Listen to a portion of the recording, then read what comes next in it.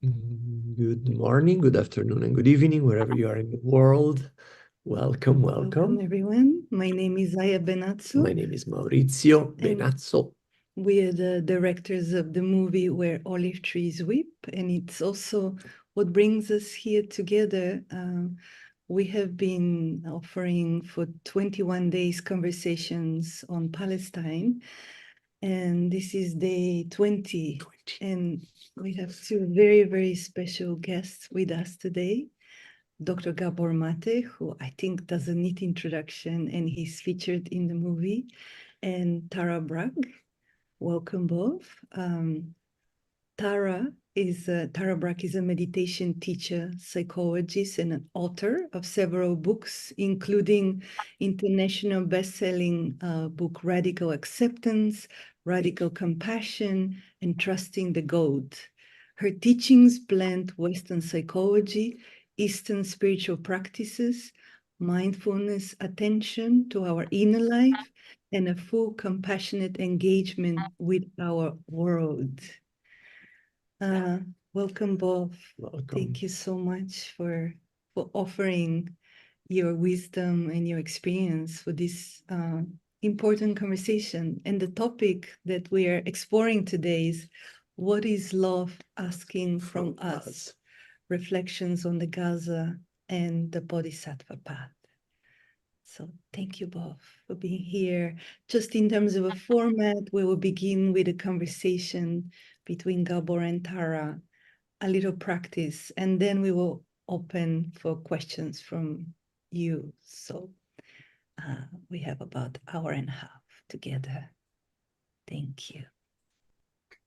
Thank you, Zan, Maurizio, and thank you, Tara, for joining us. Just this is not Tara's and my first meeting. In fact, just a few months ago, I invited Tara to speak to my students in the therapeutic course I facilitate called Compassionate Inquiry, and particularly on acceptance and compassion. Tara, before we get into the main topic of the conversation, I just want to speak to you a little bit about your own background and relationship to this whole issue of Palestine, Israel, and what's happening there and what's happening here in relationship to what's happening there. You have a large following in the spiritual world, in the mindfulness community. And in December, you published a blog where you began to talk a little bit about your personal history and your personal relationship to this whole issue. And just I want to hear a little bit about that. So I take it you're from Jewish background and Holocaust survivors in your extended family, but you were not brought up Jewish particularly. Can you tell me about what was your relationship to Jewishness as you were growing up?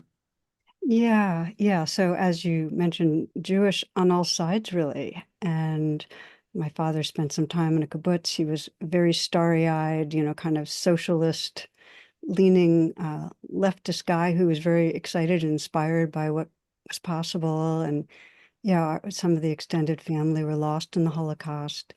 But my parents ended up being Unitarian. I didn't even think of myself as Jewish until more recently, as the sense of my ancestry. But I did go to, holidays and so on with cousins. So it's, kind of the background of my family. But for quite a while, I've been, as I kind of had a growing sense of what was going on in terms of Israel's occupation of Gaza, West Bank, and so on, a growing alarm. And I started, giving to Jewish Voices for Peace about 10 years ago and just starting to learn more. But really, it was not until October 7th that I began to immerse myself more and sense really the tragedy of how trauma creates trauma. And the scale of it was crushing. And so it felt, and this is what gets interesting with teachers on a spiritual path. My basic understanding of a spiritual path is that it's as much about inner cultivation of love, compassion, and an awake heart, and how it's outwardly expressed. And that includes how we're expressing it collectively. And when there's huge suffering, part of the path is to respond to it. So it felt really important to start naming more actively, this is going on, and what is our heart's response to it? And that brought forward that first blog post, which received a huge amount of criticism and also gratitude. And the second post, way more pain, hurt, reactivity, and so on. So maybe I'll pause there and see if that kind of responded to what you were wondering about. It's impossible not to notice how many of the leading Buddhist teachers in North America have a Jewish background, including names that I know are friends of yours, close colleagues of yours, and well-known to a lot of people. Any thoughts as to why that's the case? I think that the practices that are very contemplating the nature of reality and that have both a mental and a heart component are really appealing to certain kinds of minds, but not really. I don't want to make that broad a generalization. But what I thought you were going to say is it's striking how few people have been speaking about what's going on, the horror of just the massacre and the scale of it. And it's beginning to shift. I was at a meeting, a Zoom meeting a couple of weeks ago with 300 people who are deep practitioners and also teachers, really about breaking the silence. But it's slow because there's, some people are very, very concerned about that anything they say will create the kind of injury that will prevent people from feeling that they can then learn from that person. So that's caused a lot of tension in the community. I was going to come to that issue of what to me has struck me as the conspicuous silence of spiritual leaders, whether of a Jewish background or whether or not, or whether even of a Buddhist background or other spiritual paths. Let me come to the spiritual argument as I understand it, if it's an argument, the point of view, and I'm certainly no spiritual adept, but as I understand it, some people say, I haven't spoken out because I don't want to take sides. I haven't spoken out because we're in favor of peace and unity and not creating more division. And as soon as you bring politics into it, you're creating division. And we're all about unity and togetherness. Now, is that a fair characterization of how some people might think about it and why they Maybe don't speak? there's a lot of different, that's one.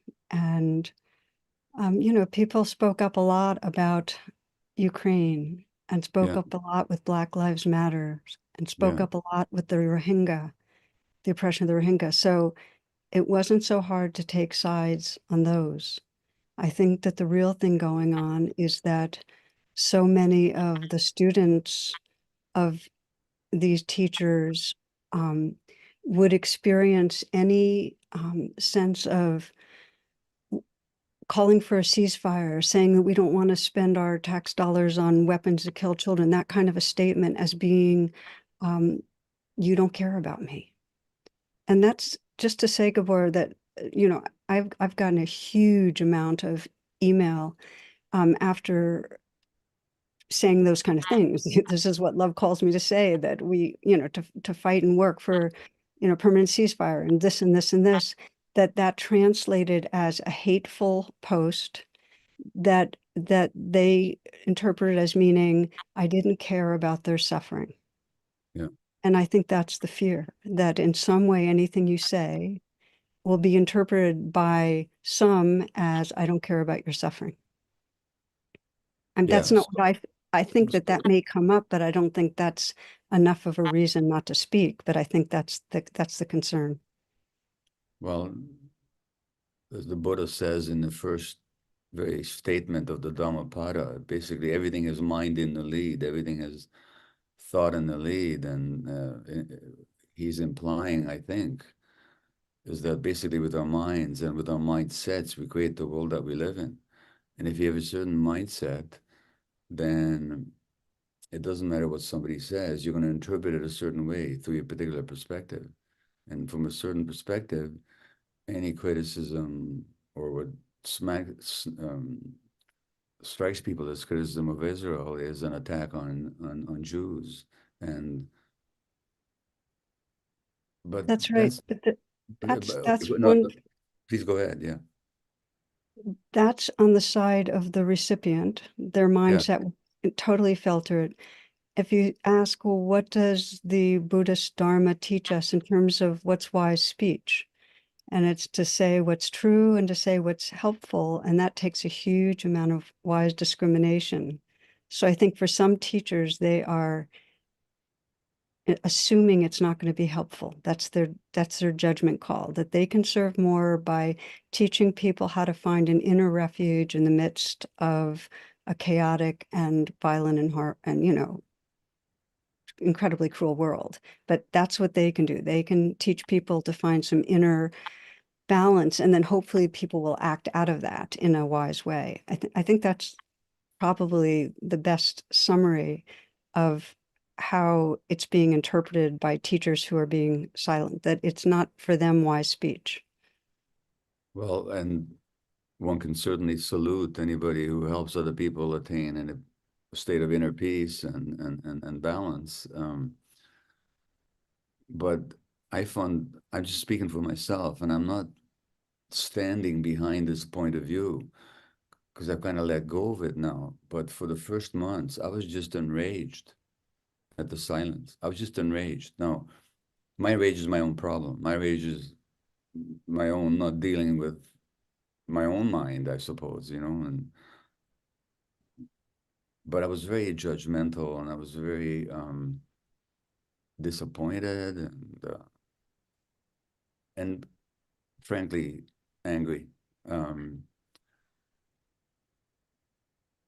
What you just said is probably, well, it seems an accurate explanation of what people think, but it's also the most charitable explanation, and there's less charitable ones, which is that people are just afraid of losing followers, or people are afraid of losing face. I'm not going to ask you to comment on that one unless you want to. Do you Well, want I to do actually, yeah, no, I like being as real as possible. I think that's true.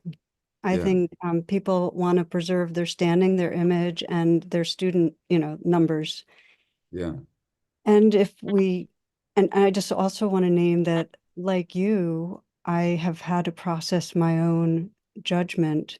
I think it reflects something really deep, which is that there's a kind of narrow interpretation of what is a spiritual path, and that the spiritual path is meant to focus on our inner work.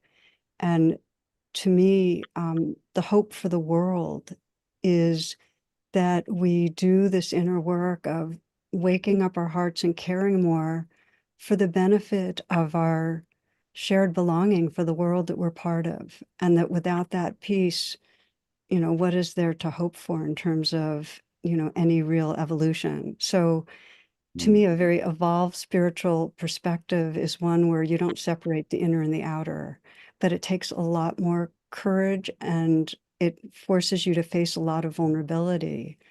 I know I've been having to work a lot with, I'm not super thin-skinned, but it hurts to have people that I care about feel like I don't care about them. Yeah. So I've had to be with that.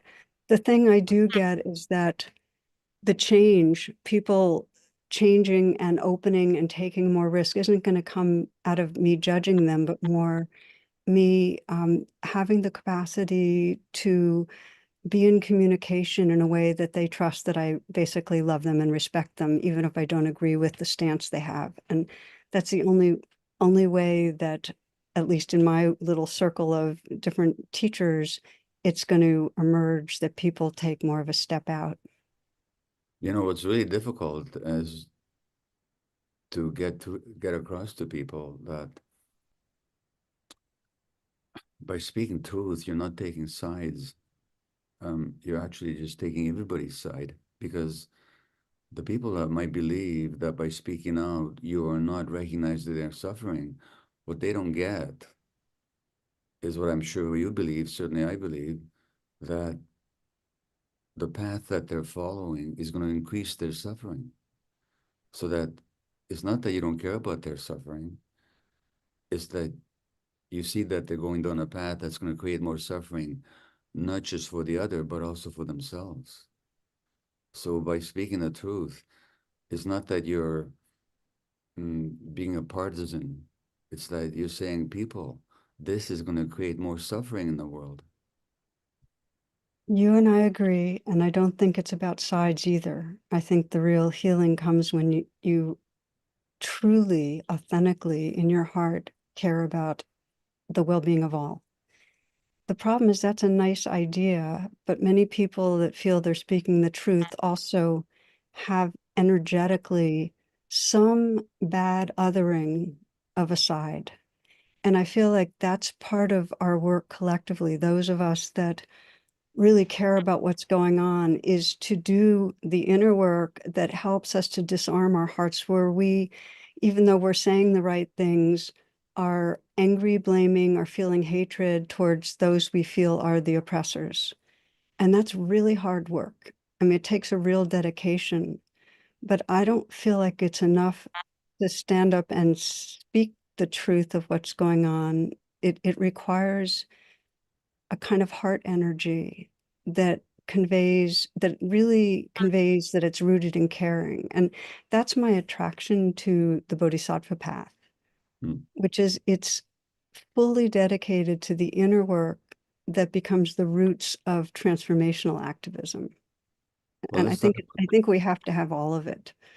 let's talk about the Bodhisattva path then. And your first blog, I think, was related to the question of what does love require from us? You know, so, well, words are just words. Historically speaking,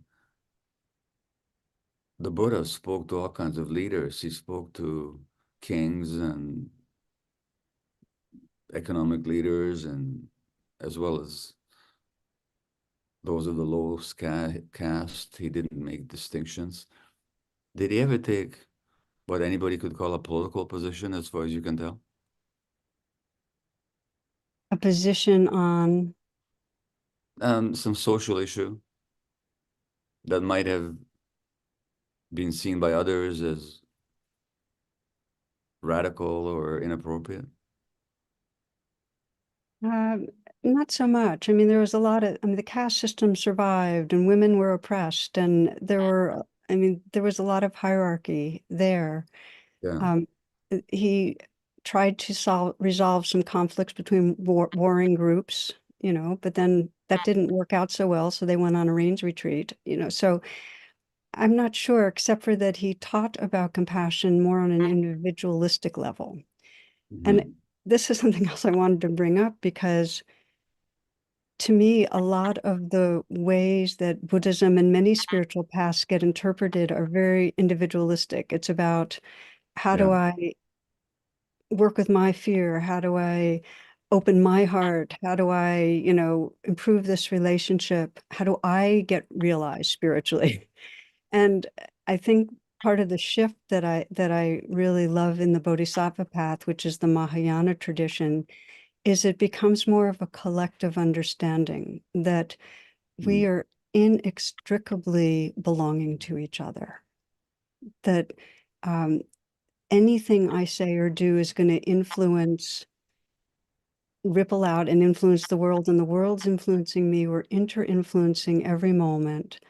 And that if we can realize that, then we know that we're acting to relieve it. It's never my suffering, it's our suffering. And when there's suffering that seems out there, it's part of the suffering that my heart's trying to hold. And so the Bodhisattva path widened it to make it more collective, that we're really waking up for the sake of all beings. It's not an individual project. And that feels, in these times, and I feel like indigenous teachers really teach it beautifully too, that it's the flourishing of all that's necessary. And you find the Bodhisattva teachings, I think, in every major religion. They're just not highlighted often, you know. So the key emphasis really is centering our interdependence, knowing that it's not about a separate self, it's about we, and doing the inner cultivation that really gets it in a cellular way.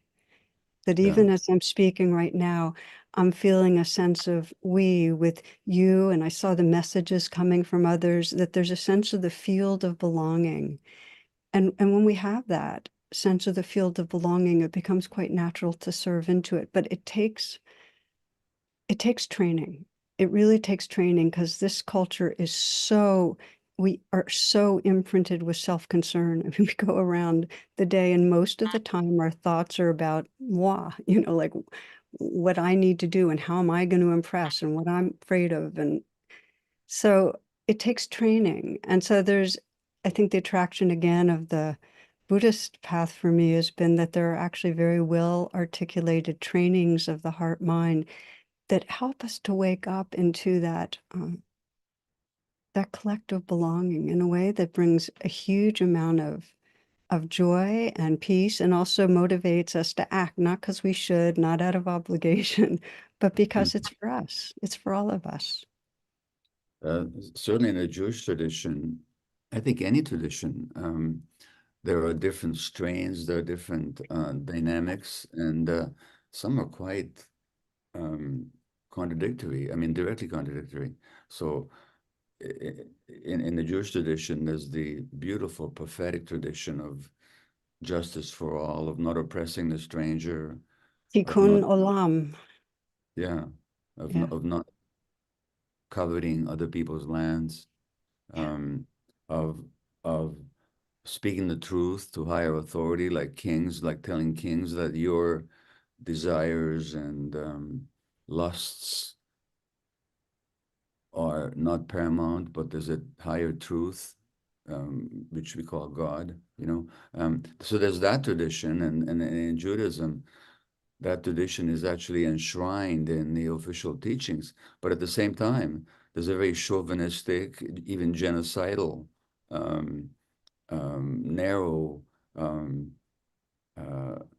tradition that makes it all about us and our right to do anything we want to anybody else, including to kill them all, if that's what it takes to take over the land. So, you know, Buddhism, that's less apparent, but let's face it, you mentioned the Rohingya. The Rohingya were being prosecuted by people that are nominally Buddhists. By the Buddhist, exactly. Yeah. You know, so that tension seems to have existed forever in spiritual teachings and religious practices.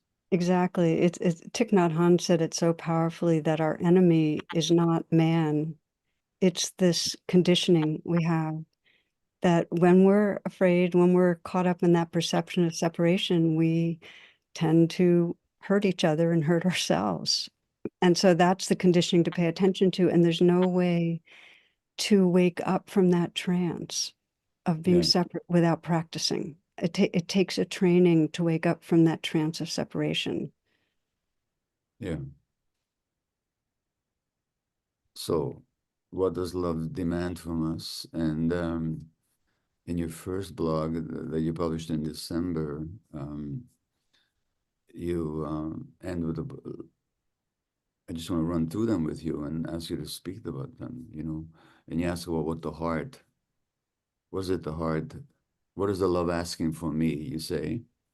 And then you share what came up for you in pondering the question of what love is asking for you.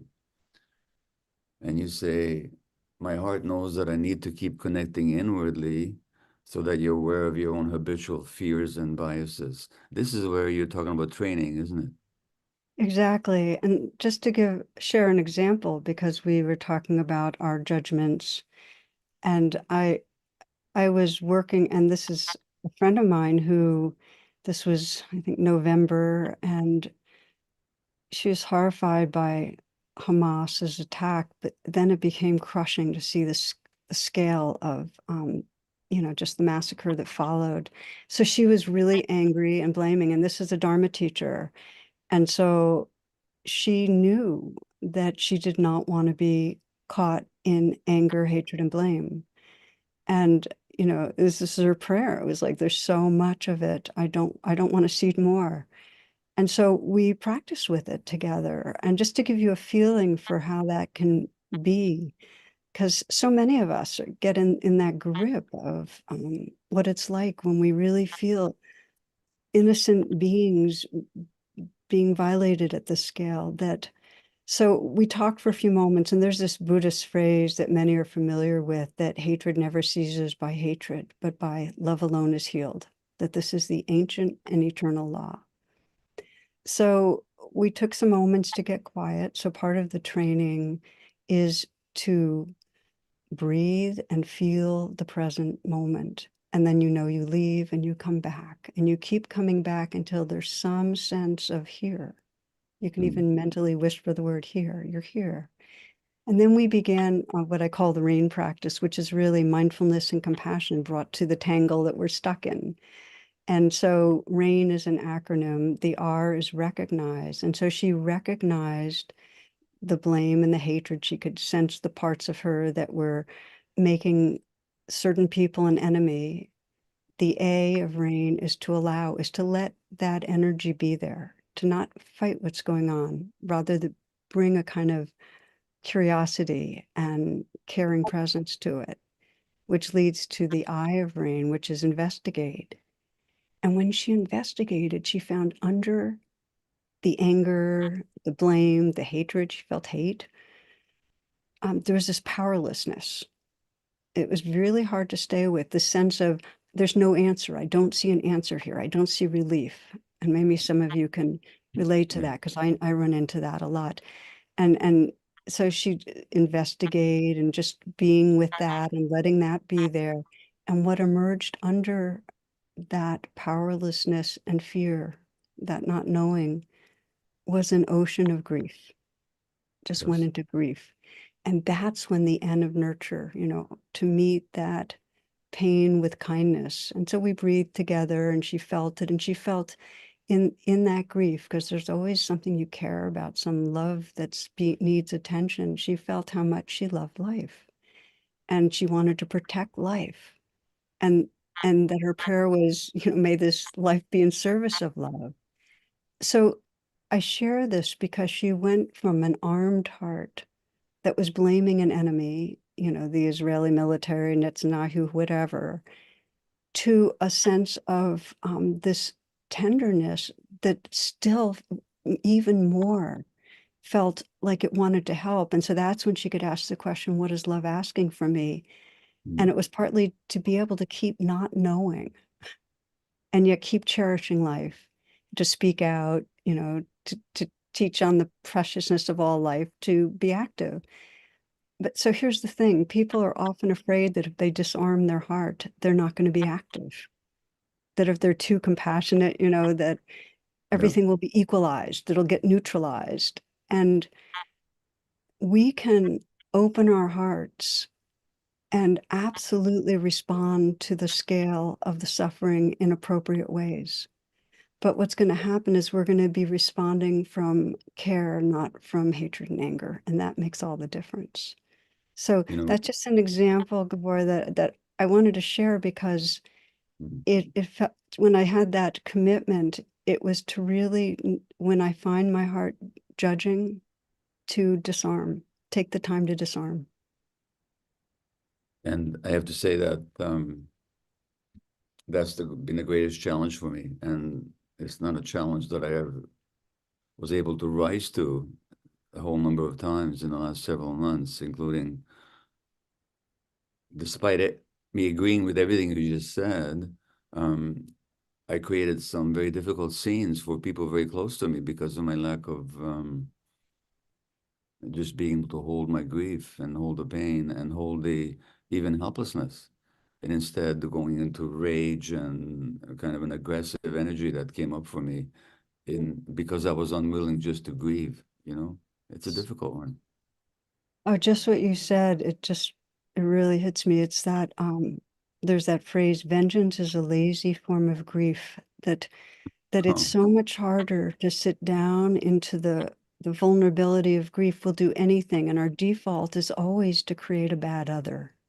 yeah. It's always to aim at and just to mention, because you know this, and you know this more explicitly than I do, the habit of blaming, dehumanizing, demonizing, it's universal. It's biologically rooted. It's part of our survival brain. It's just so much simpler and faster to create an enemy, that default to black-white thinking, than to open our hearts to this complexity that whoever's causing suffering is suffering. It's really hard to remember that. And I have a very simple little metaphorical story that helps me over and over, of just imagining you're walking in the woods and you see a little dog by a tree, and you go to pet it and it lurches at you with its fangs bared, and you go from being friendly to being really angry. And then you see that it has its paw in a trap, and you might not get close to it. You might keep your boundaries to protect yourself, but you're no longer hating or it's not hate or anger. Then there's caring again. And if we can, every time our hearts get armed in some way, look to see how there's a leg in a trap.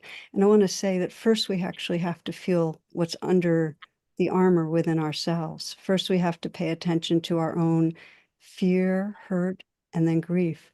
But then we start having the eyes to see the other with much more sensitivity and depth. It's very freeing. We can start seeing how they're family and they're hurting. I read a citation ascribed to the Dalai Lama. If it's not accurate, it should be. But he, it's one of those stories that if it's not true, it should be true. But he's supposed to have said that when it comes to Hitler, kill him, but don't hate him.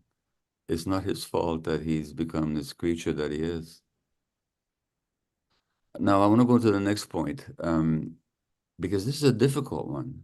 I mean, the first one about self-exploration and getting to know our own biases and not projecting our own fears and frustration onto others. At least conceptually, it's not easy to do, but conceptually easy to understand. There's not a whole lot of disagreement there. The next one, I think, is difficult for a lot of people, that you wrote back in December, which is that my heart asks that I continue to deepen my understanding of the historic trauma, causes and conditions leading up to conflict, violence, and suffering. And that's when you remember that humans are not your enemy. Well, to a lot of people, and I find this the case to a nth degree, let's say if you're a Jewish person, or a well-meaning non-Jewish person for that matter, if you don't know anything about the history of Palestinians and what happened in Israel with Zionism going back to over 100 years now, and especially to 1948, then October 7th just seems like another pogrom, like another massacre of Jews because they're Jews by people that hate us and want to destroy us. That's how it'll appear. But the Israeli historian Ilan Pappé, with whom I'll have the privilege of having a conversation later on today, he talks about ahistoricism, being ahistorical. Ahistorical means you don't know the history, and it takes a lot of research to actually find out what really happened in Palestine, going back to the beginning of the Zionist movement in the late 19th century, and then particularly in 1948 and ever since. And that research is, of course, discouraged by the media and the major institutions. It's not known to a lot of people what's really happened here, so that there is another narrative and there's another people there whose experience is being totally ignored and denigrated and invalidated.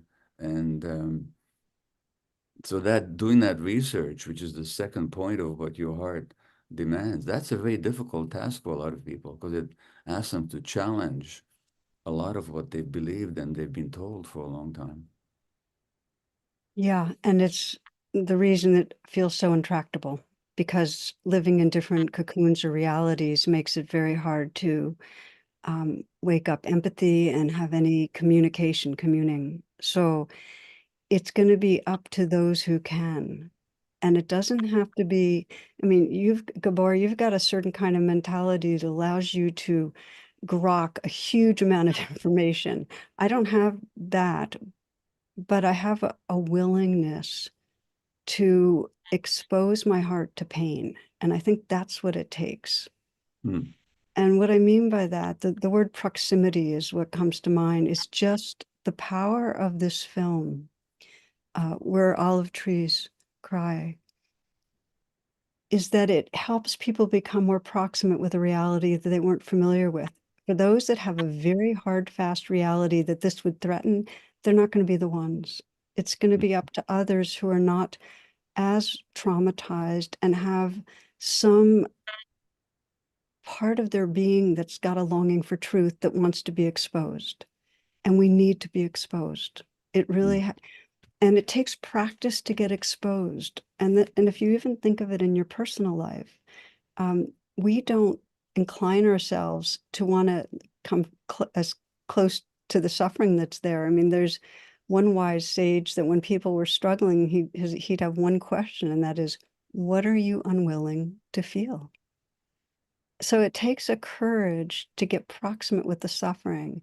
And, I've witnessed that courage in people that aren't as immediately traumatized, because empathy, really, the capacity for empathy or opening or having an interest in a larger reality, everything shuts down when you're in survival mode. Yeah. So it's really important not to judge people for hanging on to their realities, but just to know that we need to be reaching to all those that are wanting to care more about truth than they do about feeling safe.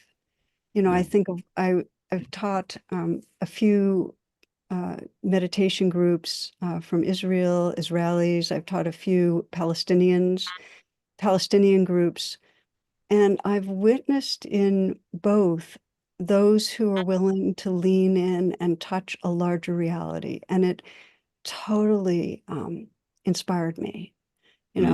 I witnessed with an Israeli group, one woman was talking about, she said, please pray for my son. He's 2 years old and he's a hostage and he doesn't have his parents with him. And so the group was with that. But by the end, the prayer was for all children and invoking the pain that was getting close in with the realness of a body in a rubble is not just a body in a rubble, it's a human life that was innocent and is gone.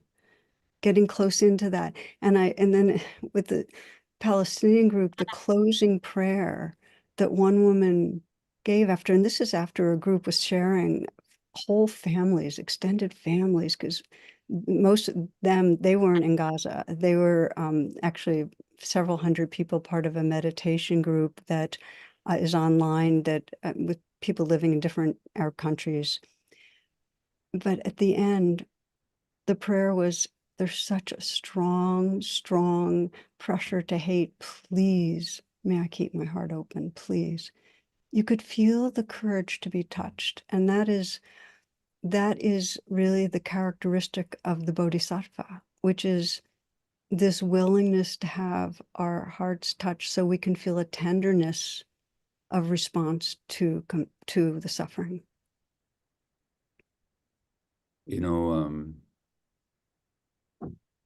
I'm just rereading a book by Bhikkhu Bodhi called The Noble Eightfold Path. And you mentioned safety, and there's a site, he says in it that real security lies on the side of truth. And Bhikkhu Bodhi has spoken up in a very powerful way. He's been really a leader in Buddhist teachers speaking out. So I want to just honor him for that. Yeah. Oh, I'm glad to hear that. I didn't know that. Oh, yeah. I'd like you to comment on something else you wrote in your blog in December 26th. You said, my heart realizes that how we seek what we long for determines what unfolds in the future. It's interesting that you don't say that what we seek or what we long for determines it. Is how we seek what we long for. Can you comment on that? Yeah, it's a bit what we were talking about before, that if so many of us listening here deeply want an end to the violence and the violation now, that's the prayer. That's really what we long for.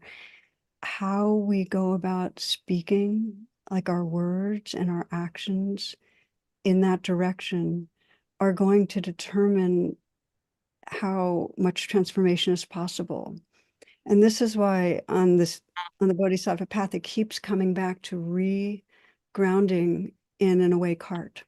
Because if we speak with each other, we speak out, and there's that visceral transmission of caring, that's going to inspire. That's contagious. But if there's animosity and blame, and we're not including some others, we're seeking the humanity of one at the expense of the other, we might end up politically getting something, but it's not the kind of transformation that seeds the future that really is a future of reverence for life, which is, I think, what we all really long for. What evolved for you between the time that you published your first blog in December and then 5 months later you published another one? Some of the tone or the intention is the same, but I also get the sense that something changed for you. Is that the case?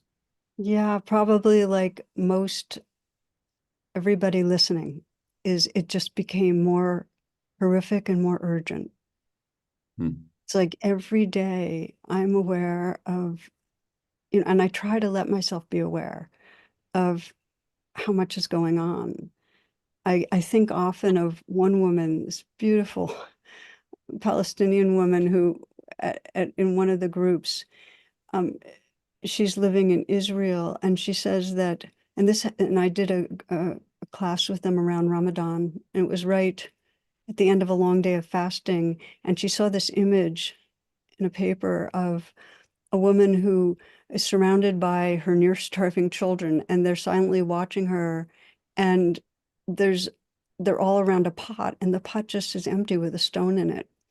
And her dedication was to every day bring to mind that woman and her starving children and that pot, because she really wanted to not forget, so that her actions would come from caring, but they would be active. And there's a beautiful image about compassion that I love to share, which is that we try to embody a strong back and a soft front. And this is from Roshi Joan Halifax. And so just to feel that in your body and what it means, that a soft front means that you really are holding all with care, that you get it, that humans are hurting and they're in reaction, and your heart's tender towards all of them. That's the soft front.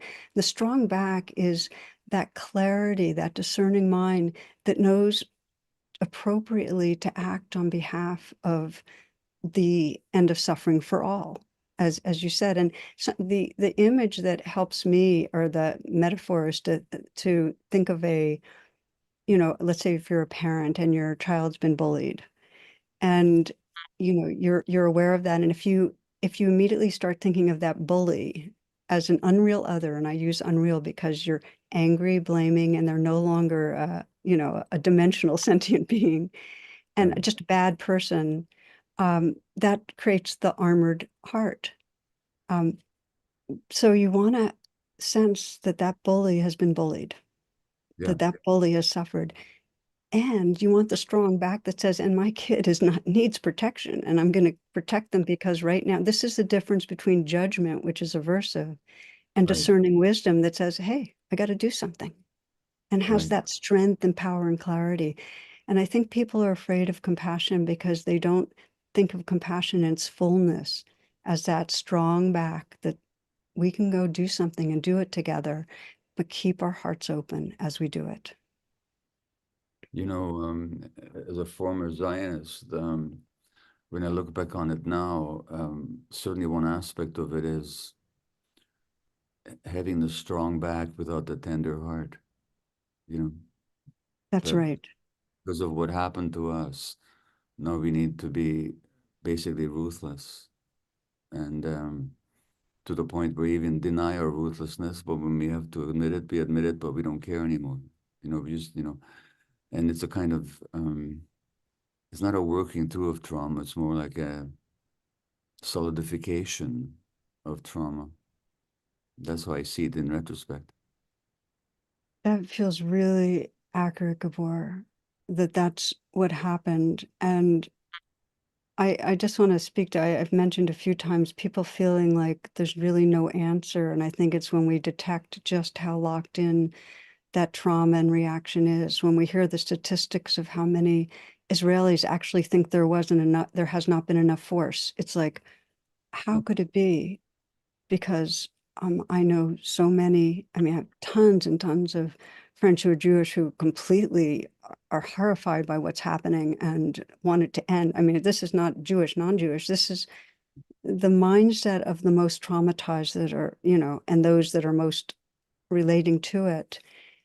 And it's really hard to see that and sense how can there ever be a resolve. And I often think of, you know, the Sarvodaya movement, which is a Sri Lankan freedom movement, and Ariadne, who presented a peace plan to bring together these, you know, it was civil war, but he presented it as a 500-year plan.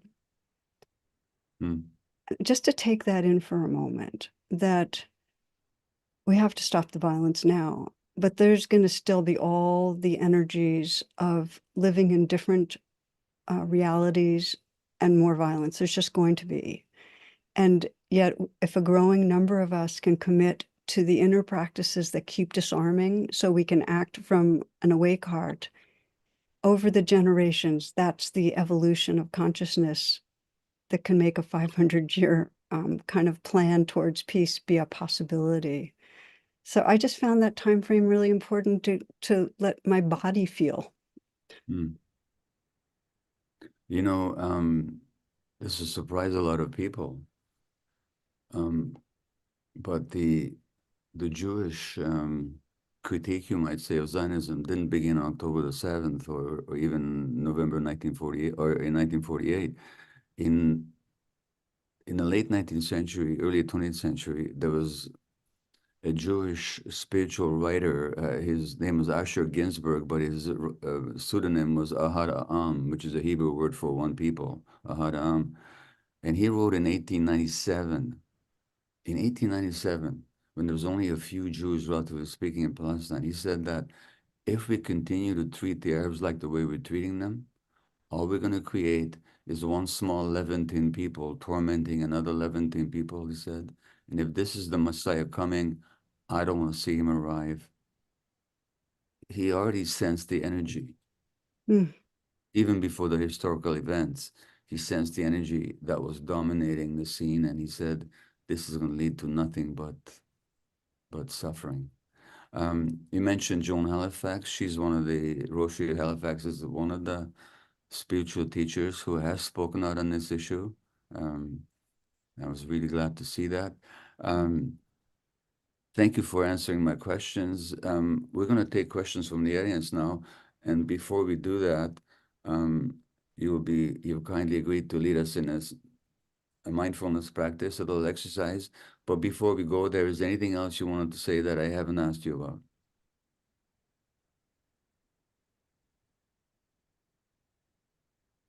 No, I'm sure whatever, if there's something else, it'll come up. I think the emphasis is that the inner work of letting ourselves grieve, letting our hearts be broken open is necessary.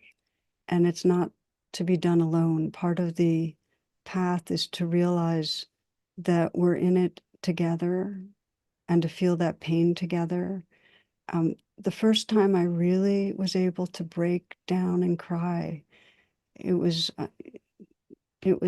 some weeks after October 7th. I went to a vigil in Washington, it was right near the Capitol, where there were, Muslims and Jews, and it was very mixed. And people were standing around. It was beginning right at sunset, and just speaking of the losses. One woman an Israeli who was just regularly making,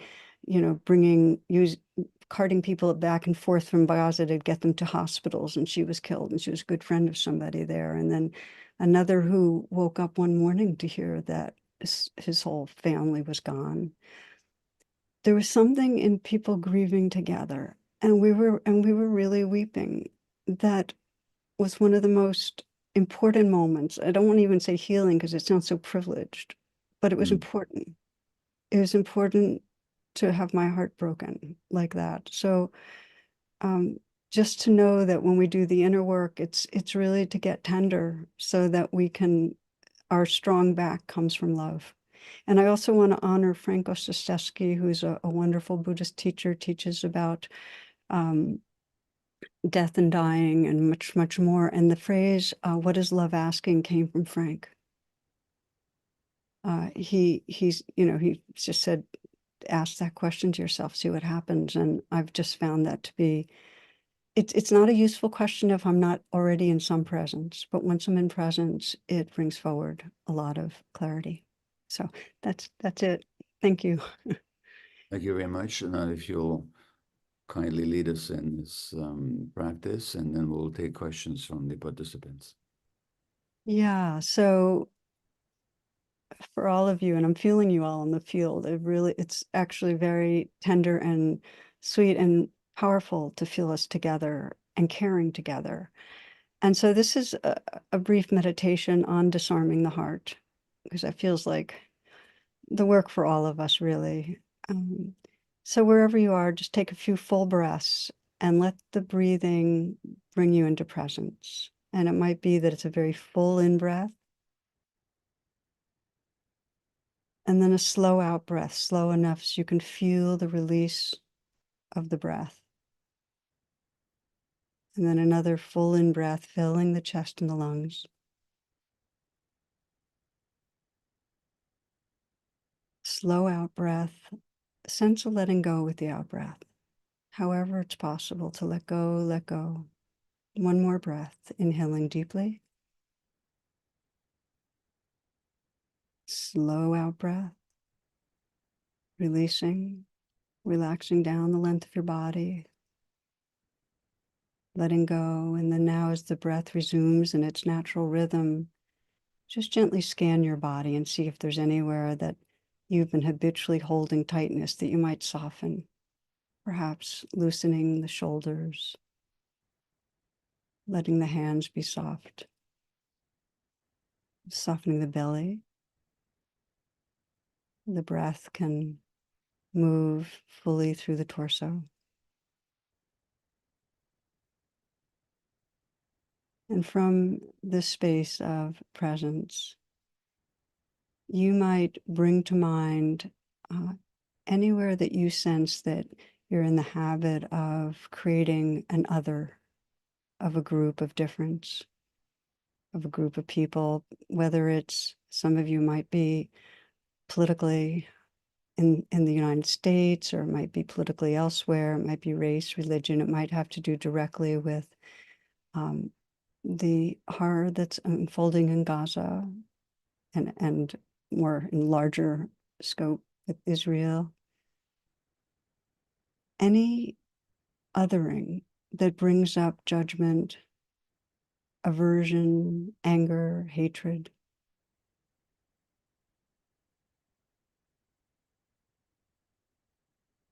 And you might let yourself even tune into a specific example, a behavior or event that really triggers what I'm calling bad othering, in some way making others less, feeling they're less valuable, less moral, less good.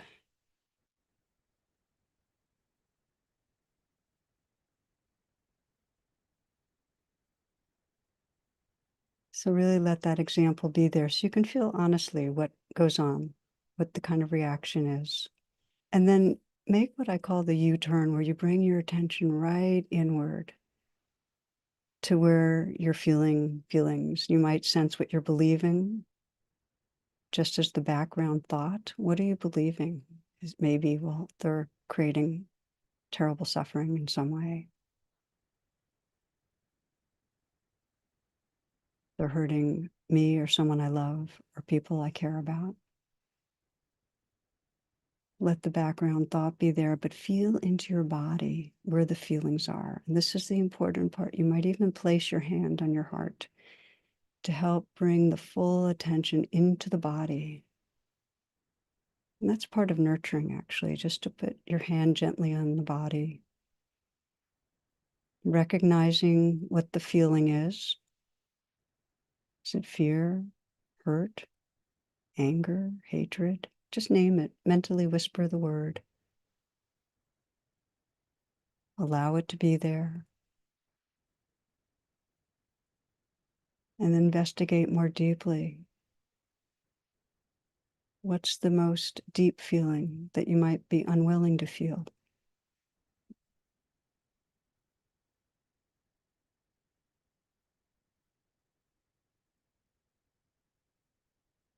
What's really difficult to feel?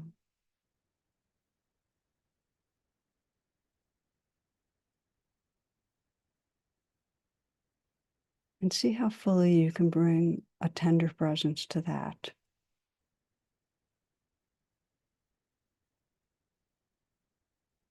Sensing what you're really caring about. And you can ask yourself that, what am I most deeply caring about?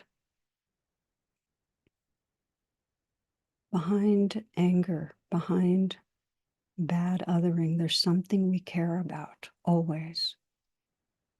What is it?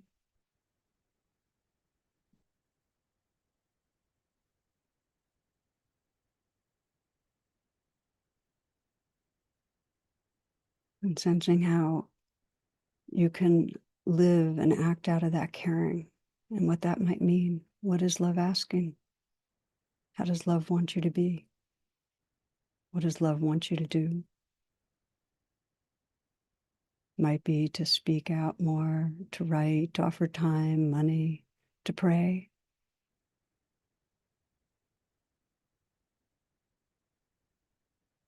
To keep disarming.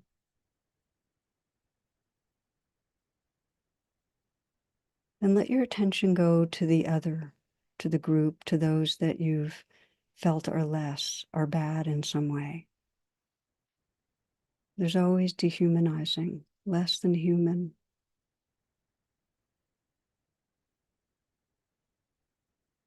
And just take a moment to sense them as conditioned, imperfect beings, just like us. And see if it's possible to sense the leg in the trap, to sense how they might be traumatized and hurting.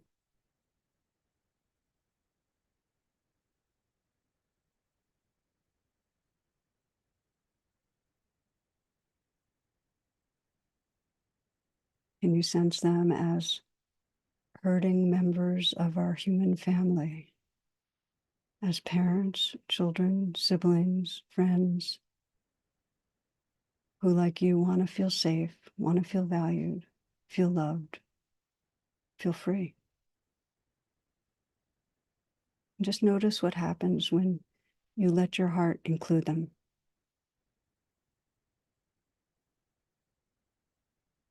You might very physically sense what it means to have a soft front and a strong back.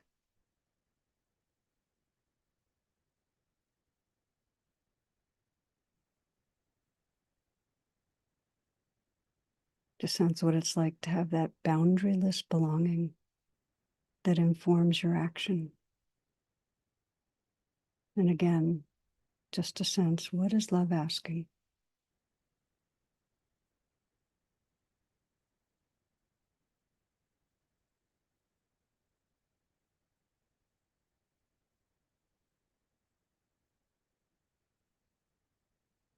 You might take a few breaths, and if you feel like continuing to reflect or to write or journal in some way, please feel free, but we'll now open it to some questions. So thank you for practicing together.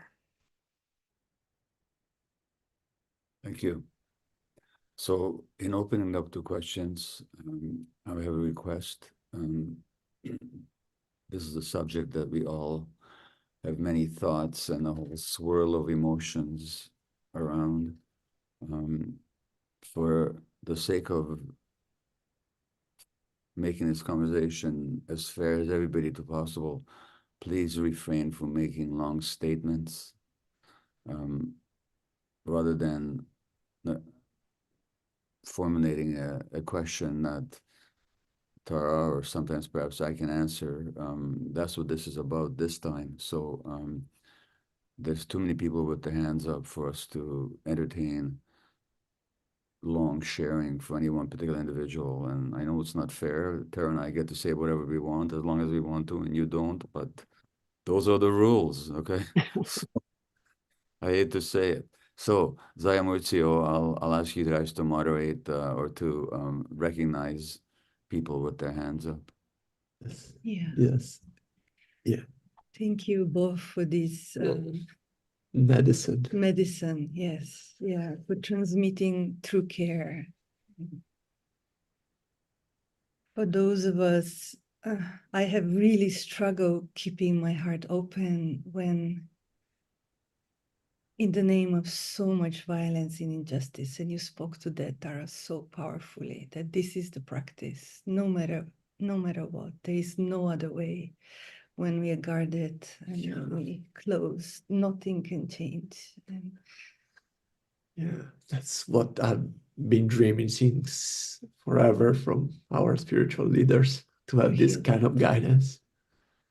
This is medicine. Thank you. And just one more step, Tara, I was wondering if you can say something about how, I hate the how question, but it's coming. We make a stand for justice or for truth without creating more division. You spoke about it, but if you have anything else, like for us to practice also, when I make a stand, how do I know I'm not adding more pain because I'm coming from a place of othering? So it's a really important question, because the teaching is not that we should be inactive or passive until we've totally disarmed our hearts. It's really a life practice. You know, I keep getting surprised how quickly I'll read something, some news, and how quickly I have gone into self-other and bad othering. And so we just do the best we can and know that it's our deepest aspiration. And the heart of the Bodhisattva path is a practice of aspiration, that we keep remembering what matters. And if you know what matters is love, you know, if you know that if hatred will keep creating hatred, only love heals, you know, if we really know that, then we keep praying that we get more and more aligned with that. And that prayer will gradually, in time, have our words and our actions much more clear and alive and energized by compassion. So it's prayer, really. It's letting it matter to you. And it's every day. Yeah. Every moment. Every moment to moment. I just Barry, want, maybe just to say one other thing. There's a wonderful line from Paul Farmer. He says, the idea that some lives matter less is the root of all that's wrong with the world. And there's just something about the clarity of knowing whenever we're creating a hierarchy, it doesn't matter how right our mind thinks it is, we're seeding more division. So that just to let that be there to inform our prayer that this is really the way. Okay, I'll be quiet now. Please don't. Please don't ever be quiet. Darius, I'm gonna hear from you. I'll bring you on. Yeah, thank you for for everything. This has been helpful. And my question is for both Dr. Brach and Maté. And you know, since October 7th, I've been dealing with a lot of emotions, but one of them is this just really intense rage towards Joe Biden. And, you know, I know Democrats and Republicans are not all that different, but never in my lifetime have I felt so much embarrassment, shame, and anger towards a Democratic president. And just embarrassment in the way I feel that he's let Netanyahu and AIPAC kind of appear to really push him around. And it's gotten to the point where I feel like I would, you know, I know that the other guy winning the next election would probably be even worse for justice in the Holy Land, but I almost want to see the other guy win just to punish Joe. And I don't know what to do with this rage, and it doesn't seem helpful. I don't know if how to have empathy, if there's room for empathy for even Joe in this situation in order to see things more clearly. Well, you mentioned embarrassment. What are you embarrassed about? What did you do?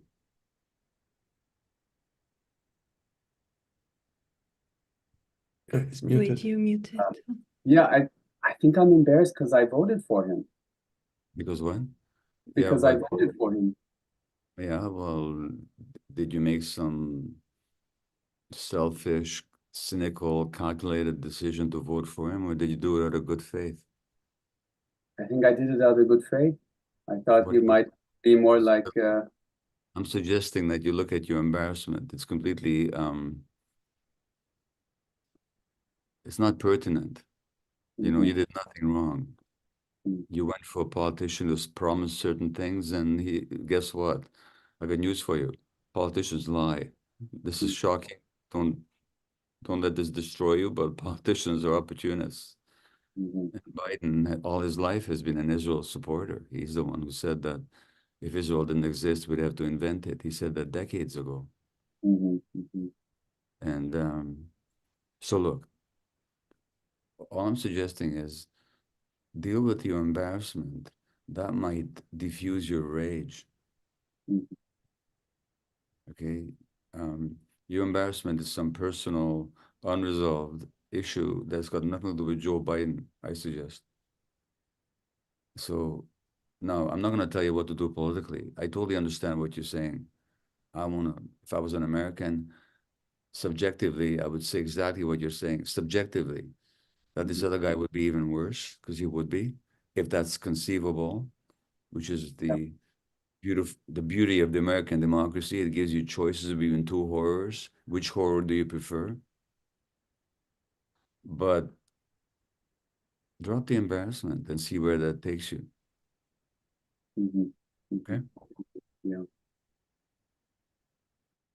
Just want to speak up as one who's on some level identified as an American here, that there's a huge number of people, of course, that feel like you do, feel betrayed and feel really, really angry, and also have a feeling of wanting to punish.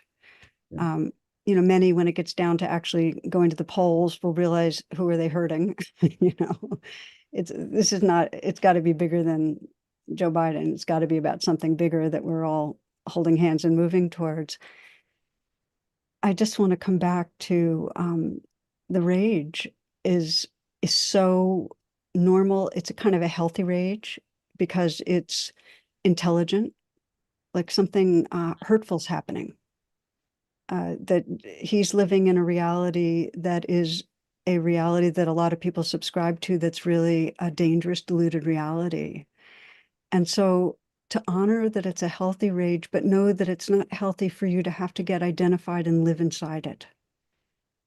And so if you can just feel in your body where the rage is, and ask underneath it, what is it that I'm really caring about? What are you caring about? What's underneath that rage?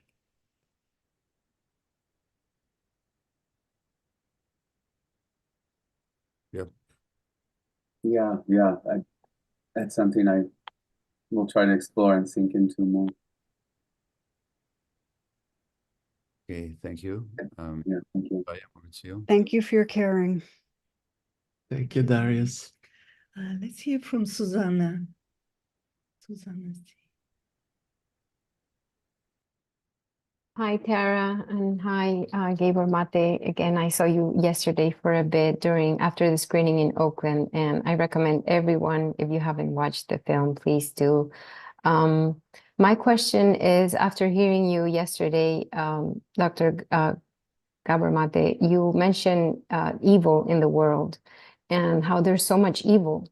And I've been reflecting about this, and I just can't get in my mind the idea why there's so much evil after looking at our history, after learning, and we don't have to know all events in the world to see there's just so much evil repeating again and again, this kind of cycles of violence. So my question is, why does it take so much to learn as humanity, to change as a humanity, and, do something to stop this evil from growing? And it feels like it always wins, and it's very depressing, or like very sad to see our history.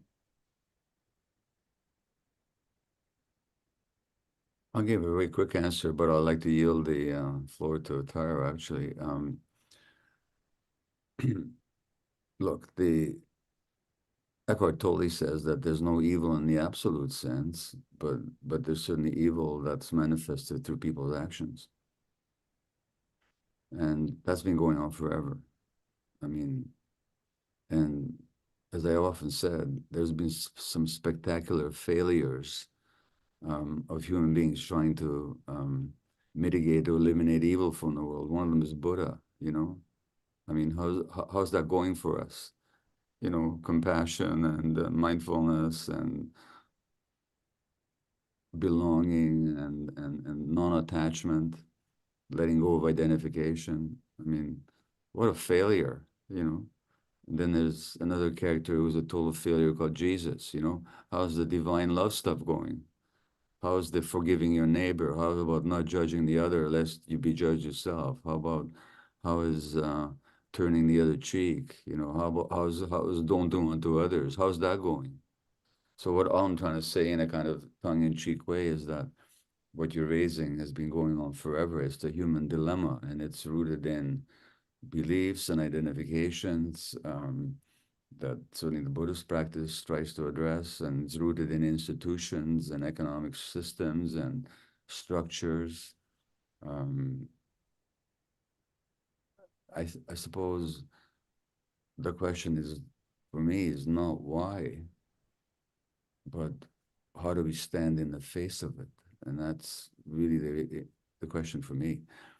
I don't know if Tara, you'd like to address the issue of evil? Yeah, even in the non-absolute realm, I'm not so hot on the word. I think of evil more as, the word sin is missing the mark, that it's delusion, that we have the architecture of our brain leads us to feel separate and act in ways that create a huge amount of harm. But we also have this built-in capacity to go meta to that, to be metacognitive, to have mindfulness, to have compassion. We have these relational circuitry in our brain so that we can gather here right now and we can care. We can care and we can act out of that caring. And throughout history, it's much more silent because, the news is always news that activates the limbic system. The non-news is that humans have evolved their consciousness and are doing it more on purpose now. We're purposely waking ourselves up. So here we are, I'm looking in your eyes and I see the light, that goodness there, the part of you that cares and that is really the same being that I am. And if we can do that, and we know we can, it's been happening through history. It's happening now. It'll happen in the future. I think the only good question is, how do we facilitate it? How do we make more of that awake heart loving where we see each other truly happen on the planet? And it's not ours to figure out if it'll be on time and how we can't quantify, but we can always take that next step of rededicating to loving. Thank you. Jerome Friedman. Let's try to keep it tight, okay? Promise? Promise. Thank you, brother. Wait, you're muted. You're Hold muted. on 1 second, Jerome. Am I Yes. muted? Now Yes. you're good. Can you hear me? Oh, hi, Tara. Hi, Gabor. I asked Tara this a couple of months ago, and I'd like to see what your opinion is, Gabor. There is Orthodox, lives in Jerusalem, has a big family, 14 grandchildren, 4 children, and that's one side. The other side is Thich Nhat Hanh has taught us not taking. And so I'm wondering what you would say about how to balance those two, that koan between wanting to support my brother and everything that Israel does and wanting to see the violence terminate.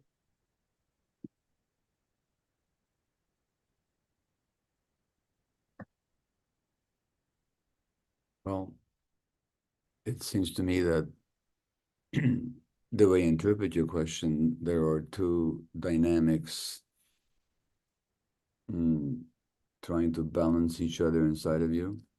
One is your love for your family and your connection with them. And the other is your hunger and thirst for truth and for speaking the truth. And in this situation, in a lot of families and a lot of circles, there's a real tension between those two dynamics. Because if you speak your truth, it might cost you in terms of your relationships with people that you really care about and who care about you. On the other hand, if you don't speak your truth, you're kind of choking yourself. I don't know what to tell you to do. What I tell people is you're going to have to decide which pain you'd rather have. The pain of disturbed attachments and conflict, or the pain of self-suppression. I wouldn't judge you one way or the other, but I also can't make the decision for you. But that's the decision you're going to have to make, is which pain, because there's no pain-free option here. So the question is, which pain will leave you more at peace? That's my response. Thank you. You know, I saw the movie of the olive trees, and my heart was broken for all the people in Gaza and Palestine and how poorly they've been treated. And yet my brother right now seems to be living a normal life, more or less. He's a tour guide. People are coming. His family's in good shape. Yeah. And it's really bothersome to support him. So Jerome, I'm sorry, but we'll have to leave it at that. It's your dilemma. I respect it. It's going to have to be your call as to which way you resolve it. But again, which pain would you rather have? Okay? And thank you for your question. Thank you. Thank you. Yeah. Thank you, Jerome. Firdos.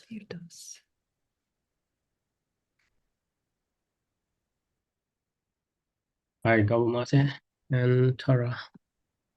So for me, I've grown up in South Africa, and I've grown up in apartheid and segregation, and I've seen the segregation and the brutality of people of color.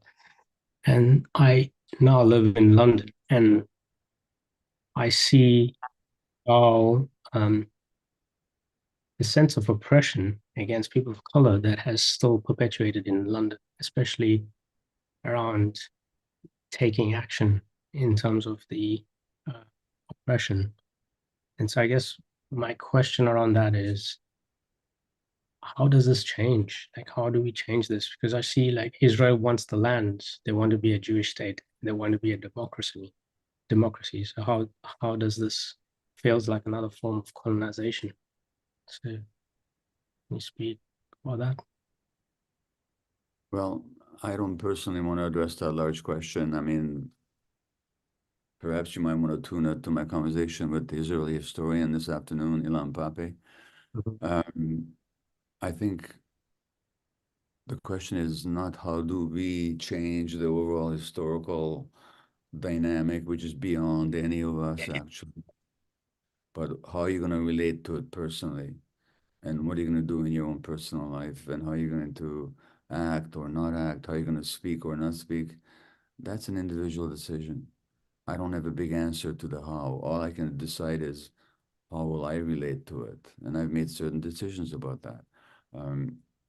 And we each have to. And to bring it back to this conversation, when you decide to act or not to act, or to speak or not to speak, with what intention and with what mindfulness, with what consciousness, and with what are you going to ask yourself, what is love asking for me? You know, and that's the only question that's worth asking. It's not worth debating much about the larger historical issues that are completely out of our hands. That's my response. Yeah.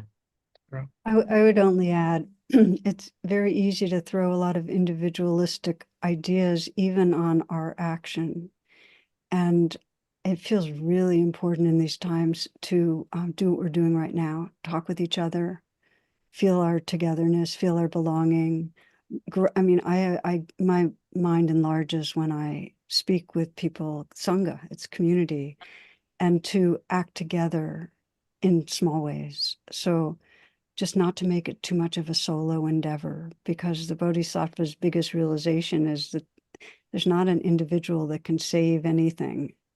It's really realizing our togetherness and holding hands. Thank you. Thank you. Thank you, Firdaus. Stephanie S. Stephanie or Stephanie, I don't know the language. Hi. It's really nice to be there with you all. It's really an honor and medicine. And Gabor, I've been reading your book ever so academically and over the past year, and it's I've been following you, and you really helped me in terms of, you know, stepping into my higher self. So thank you to all. I think I'm having trouble wording what I want to ask, and that's resistance in its own, I guess. But I go between states of knowing that chaos precedes change, and that perhaps events that are happening and our suffering, or my own suffering, or our collective suffering, is meant to awaken us. But I go from radical acceptance to resistance and, you know, acting, going to manifestation. I feel a bit confused, and I'm not quite sure how to word what I want to word, but they're not meant to be dual things, I guess, but I'm not too sure how to go about from allowing, resisting, just feeling your feelings, doing. I don't know if any of you want to comment on that. Just a little definition here. Acceptance doesn't mean passivity or non-response. Acceptance means, and it's radical, it means totally, honestly acknowledging, experiencing what's happening right here. And it's from that presence that we actually have an intelligent response. So just to say that about acceptance. And I don't find it useful to add too much of a story that this is happening because it's meant to do such and such. But I do find it really useful in my personal life and collectively to say it has the potential to wake us up. It has the potential. And there's a prayer that I find so valuable. And again, this is from the Bodhisattva tradition, that if something's happening that is feeling crushing, whether it's a divorce or diagnosis or what's going on in our world right now with massacre of people, it's like, please may this suffering wake up the heart of compassion, my own and others, please. It's like that prayer. And the reason prayer is powerful is it actually makes our heart porous. It makes us available it makes us available to then respond in ways that can be serviceful. So I really invite us all to sense wherever we're caught, please may this serve to awaken my heart and mind and our heart and mind, because it's such a powerful way of kind of aligning ourselves with the current so that we can really grow with them. Just a clarification, I don't sense that when you say please, you're talking to anybody in particular, are you? No, it's more of a kind of calling on the heart of the universe for me. Some people may have a sense of, you know, calling on a divine, whatever, a particular expression of the divine, whatever works. I don't really care. I think it's really whatever bridges us into feeling that belonging. Thank you. Thank you. Yeah. Thank So you. We have 2 minutes left. Would you take one more question or have final some words? comments, some final words.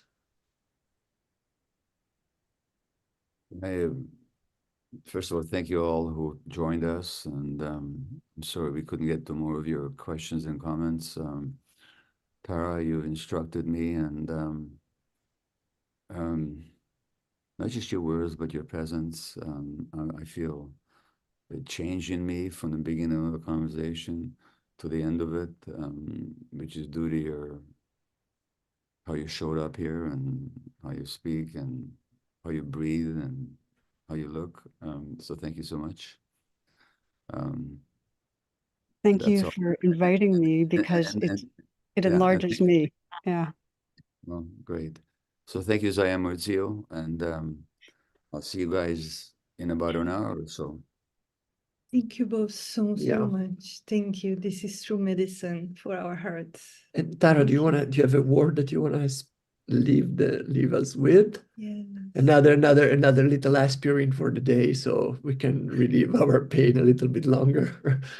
Well, there's an anonymous prayer that I can read that would be nice. Beautiful. Is that okay? Yeah. Please. There will be a day, and the children of all genders, colors, and faiths will follow the path of heart. They will speak the language of the earth and understand the language of heaven. They will live as part of the great circle of life, and then peace will come. There will be a day, and all the children of all genders and colors and faiths will follow the path of heart.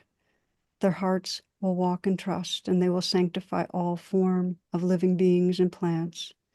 Together, they will pray to the sacredness that is everywhere, connected to the source of life. And then peace will come.